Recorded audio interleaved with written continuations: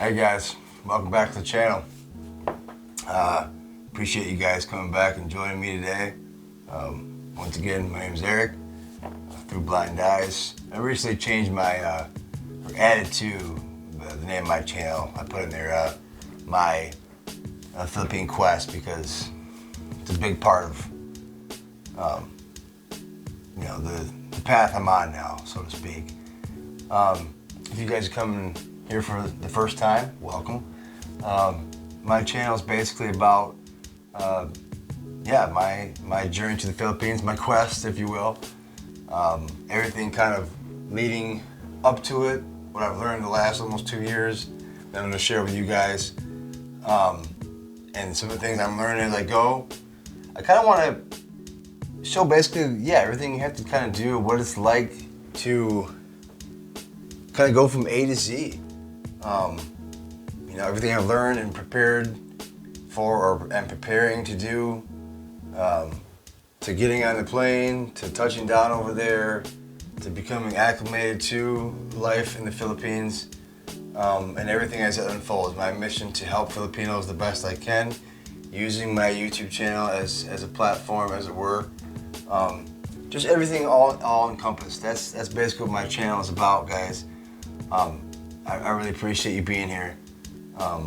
All my old, current, and on into the future, future subscribers, I really appreciate you guys more than you know. This is a humble little channel now, and maybe that's what it'll always be. That's fine with me. If I can reach even just a few people out there, or help anybody, really, then this is a success to me as far as I'm concerned. It's about helping people, guys. It's about working together. I've said that before, and I'll continue to say that in most, if not all, my videos, because I want that to be perfectly clear. My channel motto is kind of basically, it's our job to leave the planet leave our world in a better place than what we found it. By the time our life's over, and I'm just one guy trying to do what I can. I'm no savior. I'm not going to be a savior to the Philippines. I'm not a hero or anything like that. I don't want a pat in the back or any accolades or anything like that. I mean, if you guys are moved in any kind of way, great, that's cool. But I'm just one guy trying to do what I can, guys, and trying to use social media, as it were, as a platform. I'm really blessed. We're all blessed we have that in our lives now, as a tool to make our lives and hopefully other people's lives better. So I just want to get that out of the way, guys. Welcome. Sorry for the long intro there. Let's get right into it. The name of the video is So You're Moving to the Philippines, a step-by-step guide. And this is going to probably have multiple parts. I'm only covering, and as always, got my handy dandy little notebook here because my memory sucks, and so there's no way. This is a lot of information, guys. You guys will see by the time it's all said and done. There's a lot of stuff here to go over, so I'm going to be kind of look at this. If you see me looking down here or there, I try my best to talk at the camera, but sometimes you can't always do that. So basically I'm going to cover, those are 5 things in this one. It's going to be kind of a lengthier video. I was kind of messing around with figuring out how to record on my computer as I was going over a couple websites. I kind of finally figured that out, but I'm still trying to figure out how I'm going to mesh it into the video and edit it and all that stuff. Like I said, I'm still a beginner here, guys, so just have patience with me. I'll get better with time. But I think that's great. I think it's a good idea to show you guys, I guess it'd be good if I was already like a professional, YouTuber, but it's not really, there's no progression in that, you know what I mean? I think if you guys are anything like me, you want to see, it's more meaningful to see somebody start from, zero and go all the way to, accomplished professional. Then, if any of you guys want to do that someday, you can see what it takes, you know what I mean? This YouTube stuff, man, is a lot harder than what I thought it would be, guys. Like I've said before in previous videos, and I'll say in this one, hats off to you guys that do this at a really high level, because my gosh, it is not easy. So anyway, we'll get right into it. the first one, number one, is choosing a location. That's one of your first steps, and a very, very important one. And I'm going to kind of briefly go over kind of Airbnbs versus kind of like a regular long-term apartment or whatever you want it to be. Excuse me, guys. Because there's definitely a difference between the two, and I think you should know that. Me personally, I'm probably going to be going with a furnished apartment, at least semi-long-term to long-term, until me and my Filipino can find a lot to buy, and then build a house on top of that and all that. It's going to take time and money and et cetera, et cetera. So, but anyway, okay, so we'll get right into it here. The pros of living in or going with an Airbnb. We'll do that. We'll do the pro-con thing. With the Airbnb, all costs are included. Usually, pretty much all the time, based on what I've researched, guys. So that's your heat, your electric, internet cable, if that's available. They're usually fully furnished and stocked, decorated, and whatnot. So that's nice. You don't really have to, handle all that. It's kind of already handled for you. So that's a nice thing, guys. Let's see, guest, not tenant. Yeah, the host will usually go out of the way because you're a guest, you're not a tenant. As far as keeping things stocked, if you need more toilet paper or paper plates or whatever it may be, they're going to be. And this varies, I'm sure. Varies from Airbnb host to another host and so on and so forth. I'm sure it varies, but from what I've learned, they'll go out of their way more than a landlord would. They might be going out to get the extra supplies instead of you having to do it, or whatever that may look like. You guys can put two and two together there. Airbnb 24/7 support and mediation. I guess so. This is one thing I've learned, and maybe you guys, this will be a learner for you guys as well. I guess there's like a hotline with Airbnbs. A number that you can call, or maybe several different numbers, to offer support if you're having whatever kind of problem. I've never personally stayed in an Airbnb before, so I'm not going to pretend to be an expert on that, guys, but just based on what I've learned, that's pretty cool. So that's definitely a bonus there. And you have the freedom to explore different places if you like, not having to pack up and move, all your furniture or whatever. You can just kind of bounce around to different Airbnbs. Like if you want to be a backpacker, or when you get to whatever country you want to explore around. Let's just use the Philippines for example. Let's say 1 week you want to stay in Cebu, the next week you want to stay in Cagayan de Oro, and the next week you want to stay in Angeles. Those are three different, not even close to each other, parts of the Philippines. Visayas, Mindanao, and Luzon. And you couldn't do that if you were in, a long-term rental or whatever. So the Airbnb is kind of more for the short-term stayer, it seems like, or a backpacker. Of course, you get your hostels and whatnot too, but those aren't anywhere near as comfortable and lavish. So if you're on a higher budget, financially wise, the Airbnb would probably be a little more comfortable than a hostel, based on what I've seen. So I got my tea here, guys, so excuse me. Talking makes your mouth dry. All right, so let's move on to the next here. Some cons with the Airbnb versus the long-term rental. It's not a stable address, so you're not going to be able to get any mail at your Airbnb, which still learning about how the mail system works over there in the Philippines. Most houses and places like that don't have addresses, numbers on them like they do here in the States, so I'm not sure exactly how that works, how they get it done over there. I'll learn more about that in the future. Maybe that's a topic for a future video. So, cost fluctuations. Going to different places, it's going to be the price is going to vary greatly, as opposed to a rental, a long-term rental or whatever. It's just going to be the same price every month, so you can budget accordingly. Like I said, Airbnb seems more towards let's just say, for example, a backpacker or a traveler, a nomad, digital nomad that has a little more funds. Airbnb is probably catered more to them. So yeah, cost fluctuations is definitely a con. No control, i.e., you're using somebody else's furniture and decorations and all those things, so you don't really have control of that. But if you're not staying there very long, who cares, right? So, and yeah, they can get very expensive. So, like I said, budget accordingly, guys. If you're a backpacker living on a low budget, probably gonna want to go with hostels. That's probably gonna be your best bet. For sure, especially if you're traveling in groups. Okay, so we're gonna get right on into number 2 of our steps here.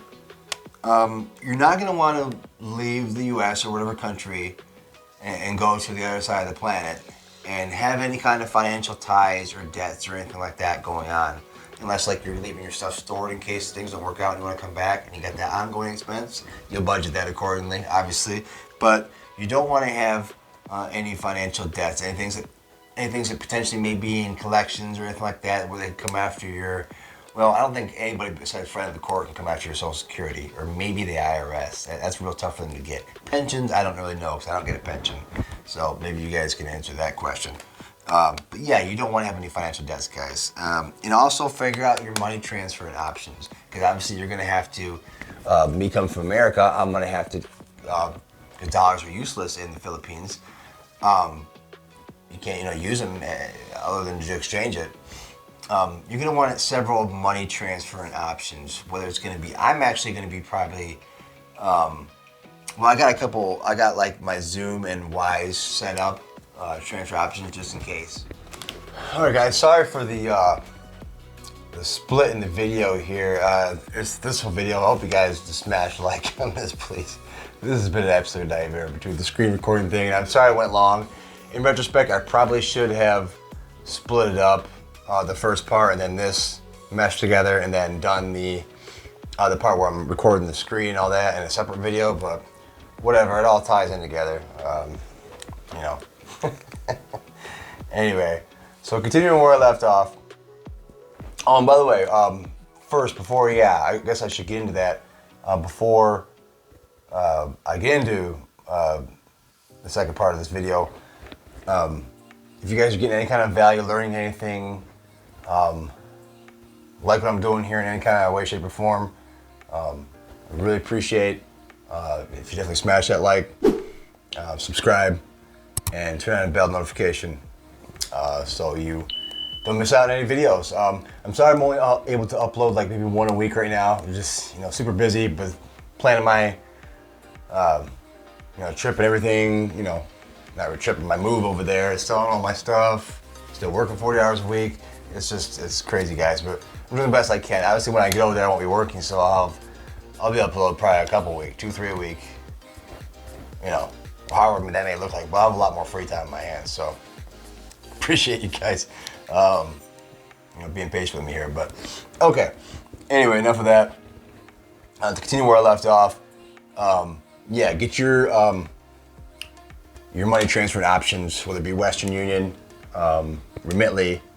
Like I said, I'm using Wise and Zoom, and you'll figure out whatever works best for you. Right now, Wise has the best transfer rate as far as fees go, and exchange rate and all that. And I'm probably going to eventually, I think I have to be there 60 or 90 days. I think it's 90 days first before I can get a bank account. And I know they got PNC Bank over there, so I'm going to set up PNC over here first, and that way I can just transfer it over. And I don't think that's going to cost anything to go from one bank to another. It may. I'd say that I'm just kind of guessing on that right now. I don't know, but I'll make a video about that when it comes time. So okay, number 3, segueing on in. Number 3, selling all your stuff, which I'm right in the middle of right now. You guys know, you get sites like eBay and Craigslist. Let It Go. I'm putting up some of my stuff on there. I'm gonna have a huge well, many probably yard sales until I get rid of it all. Between now and my planned date is October, sometime in October. Because by then, for the most part, the rainy season is kind of over. I mean, it's getting to be over, and the cooler temperatures hit in October, November, so it'd be a good time to get over there. Yeah. Obviously, unless you plan on spending about $4 or $5 grand to put all your stuff in a container and ship it over there and take God knows how long, which I know some expats have done. I'm not dealing with that. I don't have $5 grand to do that. So, well, I do, but I don't. I'm gonna sell all my stuff and just add to my emergency fund, and yeah. So, all right, number 4. And I think I've spoken about this in past videos, but it's part of the steps. Get your passport booklet, which we all know what that looks like. Actually, I think I have mine. I have mine right here, I believe. Yeah. So get your passport booklet. You know, it's got your picture and all that stuff in there, and place for it to, you know, when you get to the new country, it's got a place for you to stamp. You know, they stamp where you're, you know, where you're at. But get your passport ID card as well. And I don't have that handy with me. I don't have my wallet right here, but you can ask about that at your local. I got mine from my post office. In retrospect, I didn't know at the time. I should have got the ID card with the book at the same time, so I ended up having to take a lot longer. I think I had the booklet expedited, but I didn't have the ID card expedited, so I think I ended up spending like a little bit over $300 for everything. Would have been a little bit more if I'd had the ID card expedited, maybe like $340, $350, but it wasn't necessary at that point, because by then I pretty much knew I was going to be leaving in October. So anyway, get both of them. And the reason for it, guys, is because if you lose your passport booklet or get stolen, I don't know why anybody would want to steal it, because it's useless to anybody but you, but for whatever reason, it's lost, whatever, it'd be a heck of a lot easier if you have that ID card at least, and make several copies of both before you go. Very important. You can take that to your embassy or consulate or whatever, and get a new passport booklet a heck of a lot easier. And it also serves as like basically a third form of ID. You have your regular ID card from the States here, or wherever country you're coming from, your passport booklet, and the card. You know, that's 3 forms of ID. That's pretty much enough to get you whatever you need to get over there, whether it be a bank account or, you know, start getting mail, whatever. So, all right, yeah, that's it for this, guys. The next part's going to be, you know, the screen recording, my inaugural. Man, that was such a nightmare. I mean, the video worked great on it. You guys will see, but I dub over the audio, so it was like trying to figure out, you know, what I'm doing, when I'm doing. It was just, oh man, it's been such a nightmare. Oh man, I hope you guys are appreciating that, you know, my efforts here. So yeah, man, like, subscribe, all that good stuff. I'll catch you guys in the next one. Take care of each other. Remember, guys, this is gonna be my normal thing, saying at the end of both my videos. I guess this won't be the end, but it'll be the middle. You guys get the point. We only have one life. We only have one world, one Earth. We have to take care of it. We have to take care of each other. Let go of your differences, skin color, background, the way you talk, walk, dress. All these things are completely irrelevant, guys. We are all basically family. We're all here together. Like I said, we only have one life, one chance at this, one world.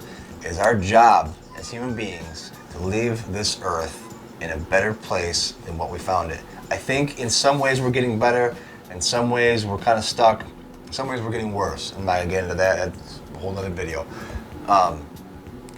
But yeah, guys, you need to work together, and you need to love each other. I know it's easier said than done, but man, nothing that was ever gotten, that was great in this world was ever gotten easily.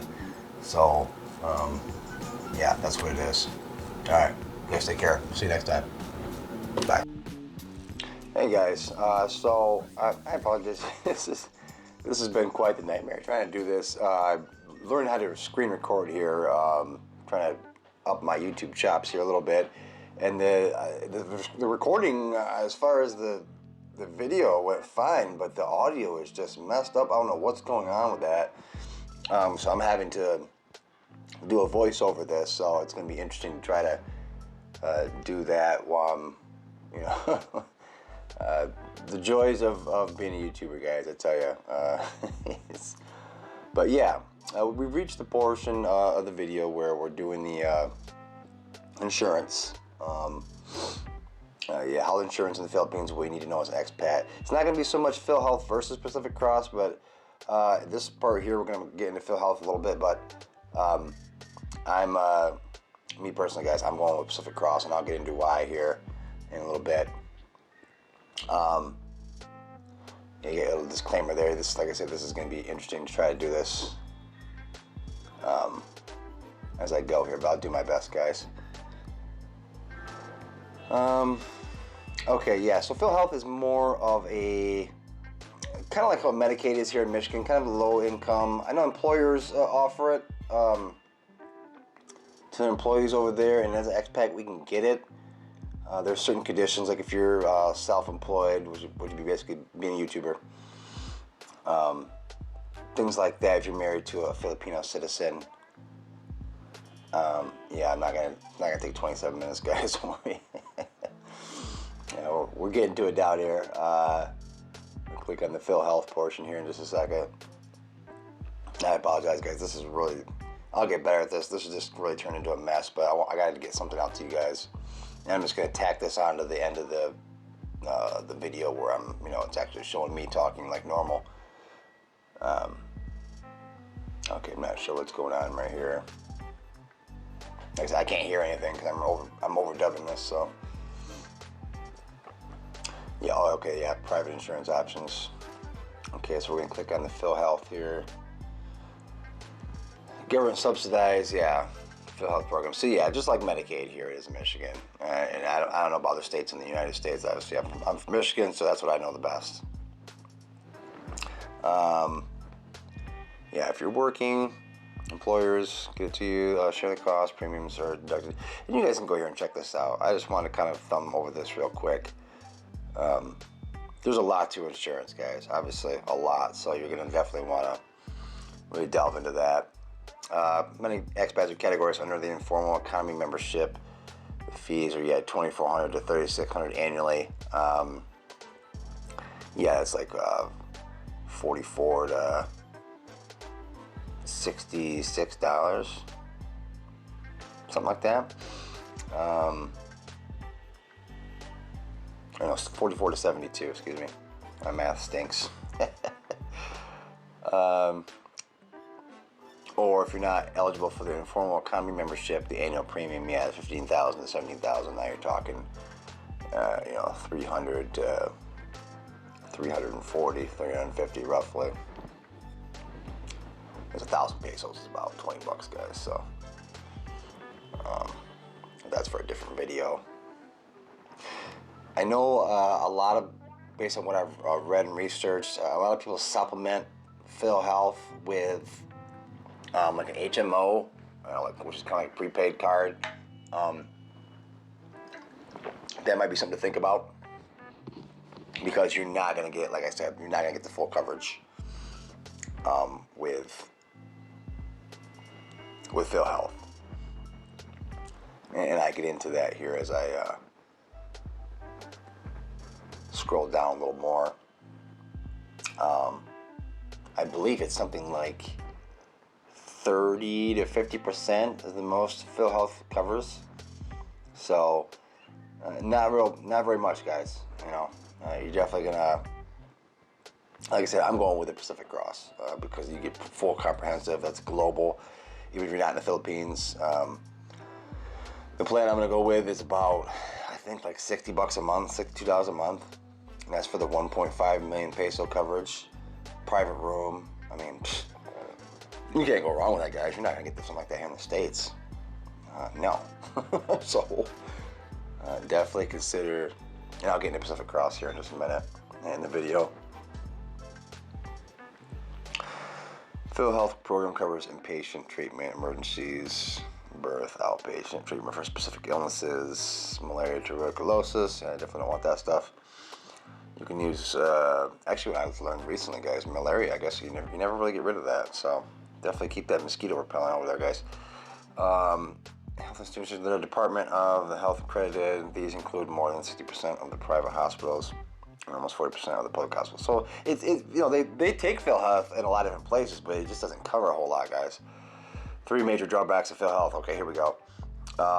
Is paid in terms of case rates. The Philippine government comes up with a coverage limit for every illness, so you're really limited in that. The limit is further just divided into doctor fees and hospital fees. In usual cases, PhilHealth only covers, like I said, 30 to 50% of what you need to pay. That's not going to get it done. For example, if you have a lung infection and spend 4 days at the hospital, it can cost you $34,000, which is $680, but PhilHealth only covers $10,000, which is $200. So that still leaves you a balance of $480. And if you're living on a budget like I will be, that's damn near half of my monthly income. No, not quite half, but still, it's a lot. And I'm not gonna deal with that, over there, guys. You're gonna be trying to adapt to a whole new country and way of life. You don't need problems like that. Okay, I got a link there from the illness table. How much PhilHealth pays per illness. Second drawback is that PhilHealth does not cover major illnesses under the Z benefits, including various types of cancer, leukemia, heart disease, renal disease, and coronary artery bypass graft surgery. Pretty serious stuff there, guys. So definitely look at that. Exclusions can be a major drawback. 45-day, the last drawback is 45-day same illness treatment limitation. For example, you were hospitalized from the flu for 7 days. If you get admitted for the same illness in the future, you will only be covered for 38 more days in the same year. Well, that stinks. PhilHealth program is the cheapest option for health insurance, but it isn't as comprehensive as other insurance options. You should supplement it. Definitely supplement that.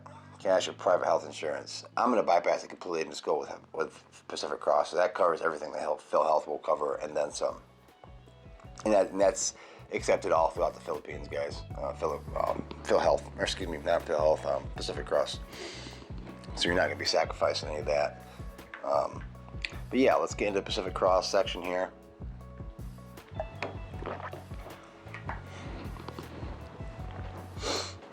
And there's definitely several different options here as far as Pacific Cross based on your needs, your age bracket, all these things. Definitely a lot of things to consider when it comes to health insurance, guys. This is the Blue Royal, the first one here. This is your dollar plan. Going to be more expensive, but it's also probably going to cover more. You're going to get more of a limit, a higher limit. For what I need, though, because like I said, I'm only 40, guys. So by expat rules of thumb, I'm pretty young. So we don't really need that. If I was living on a $2,000-$3,000 budget like some guys are probably over there, I'd probably think of more of that. But I'm a pretty healthy guy. I stay fit. I exercise. I have to actually go hit the gym again later today. So this is the second one here, the lifestyle. This seems to be more for the younger age bracket there. 21 to 35. I'm beyond that. And it's only 250,000 pesos, so not really a whole lot. What's that? 1, 2, 3, 4, 5 grand. That's you can eat up that and really quickly. Healthcare costs. What I'm looking at here is the select peso plan. No cash outlay medical treatment using our accredited hospitals. Swift reimbursement of medical expenses. That's a big deal, guys, in the Philippines. You get that access or that prepaid card. 1.5 million pesos. Because some of you know or may not know, health insurance, the way the hospitals and stuff work over there, not like here in the States where you can, get your treatment or whatever, your care, then they bill your insurance, then you may or may not get a bill. Over there, you have to pay right now. And they have literally armed guards at pretty much all the hospitals. You're not leaving unless your balance is paid. A lot of times they'll require a deposit probably before you even get going. So it's really an issue over there. And thankfully Pacific Cross has 24/7 people you can call and check your covers to make sure before you even step foot in the hospital. Be sure, guys, you don't want to end up in that situation. I've heard of many war stories. A couple guys in particular where this guard wouldn't even let this guy go to get to the ATM across the street. You think they would allow them to, until he was going to pay them, but it's a big deal, guys, and I'm definitely going to be 100% on top of that because I'm not dealing with that.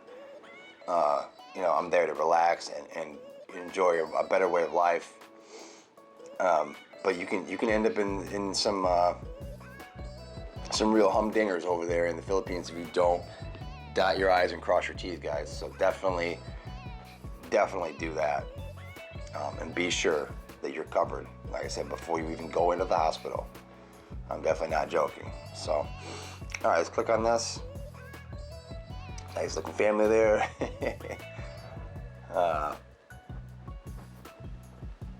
Scroll down here. This just gets into more details of this particular plan.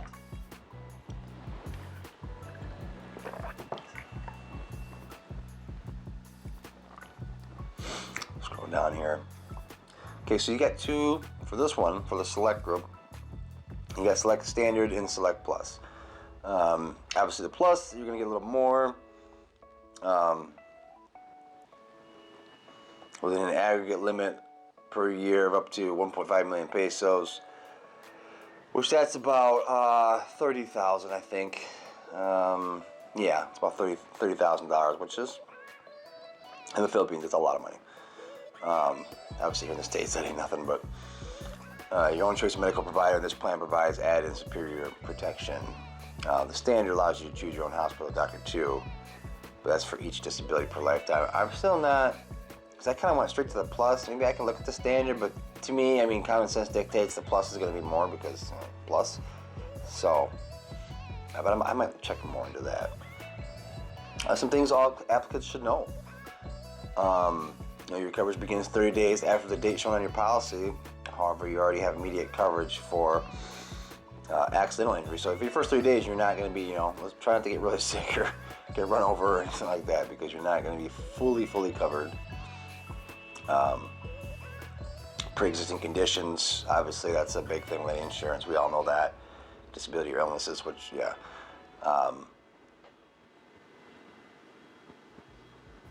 Yeah, like me, my bilateral retinal cone dystrophy, which makes me legally blind. It's obviously a pre-existing condition, but it's not really operable. It's not really treatable. Been looking into things like gene therapy and stuff, but that's a real long shot, guys. And I'm happy that I can see anything at all. So I'm not. I'm really blessed, if anything. I'm not really too worried about that. While your policy is issued in the Philippines, it can provide emergency coverage when you're overseas. So if you have to come back to fly over to Guam, or you can come back to the U.S., you're still covered. That's globally with Pacific Cross, guys. That's a really cool thing. Certain conditions permanently excluded from being covered. Definitely read that over, guys. Birth defects, durable medical equipment, cosmetic surgery, suicides, STDs, pre-existing conditions not listed, yada yada yada. Definitely check over that. Contract is guaranteed renewable up to age 65. Now they have plans on here. I'll look at briefly at the end of the video for people over 65. Excuse me. That's probably gonna get a little more expensive the older you get, but that's just Thankfully with me, I get COLA every year, at cost of living adjustment. So my check goes up, I don't know, 30, 40, 50 bucks. Might say 65 this year, which is a lot, but anyway. Core benefits, yeah, and this is just going over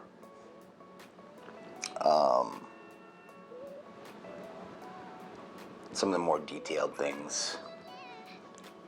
Room and board, and physician's visit, specialist fee, private duty nurse, as charged means it's covered in full. And some things have a limit. These are just things you got to go over. I'm kind of diving into this. Intensive care unit, surgical benefits, anesthesiologist fee, you know, and you guys can come to PacificCrossHere.com, and I don't need to go over all these with you. I'm just kind of thumbing over this real quick here. Like I said, care of minor children, autoimmune conditions, and lots of little areas, guys. Insurance is, as you well know, it is extremely detailed, and you really gotta, like I said before, dot all your I's and cross all your T's, because it can get really messy. To be honest with you guys, I really dislike ins and outs of insurance. I don't know too many people that does like it, but it's a way of life for us, so we have to be, especially as an older gentleman or woman, you have to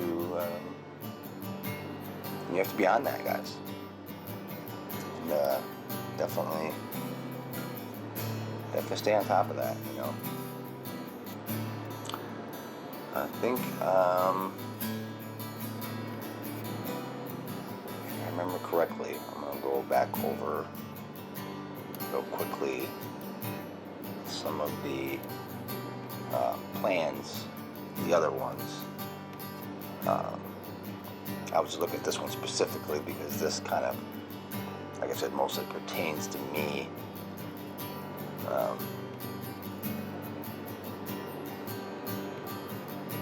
Okay, I'm going to scroll down a little further. Like I said, I had to voice over this again, guys, so I apologize for it's not really matching up. I'm trying to match up the way as best I can. The audio in this was just absolutely horrible. Going just, you know, straight from the computer. Flight delay, misconnecting flight. Okay, all right, there we go. All right, so we backed out of that. Okay, and we're just going to quickly look over a couple other plans. That looks like, yeah, it's an older gentleman, woman there. That's your Premier, senior citizen, 66 and older. So, you older gentlemen and ladies, I got you covered for sure. This one's critical, cover extra. I'm not really sure exactly what that one's about, really. Providing just the benefits. This one's more for business, BC Flexi Access and BC Flexi Access Plus. So that's more for a business, it looks like. Maximum 50 employees. Yeah. Okay. And then you got Blue Bar Premier, dollar plan, specifically designed for senior citizens. That's probably going to be pretty expensive, but also pretty comprehensive at the same time. And then Flexi Shield provides medical coverage. Yeah, okay. Can't keep open my scrolling here. But yeah, guys, check out Pacific Cross. Like I said, a lot going on there, and a lot to look over, but covers you globally. Probably the best private insurance that I've seen, guys. All right, thanks for checking me out, and we'll catch you next time.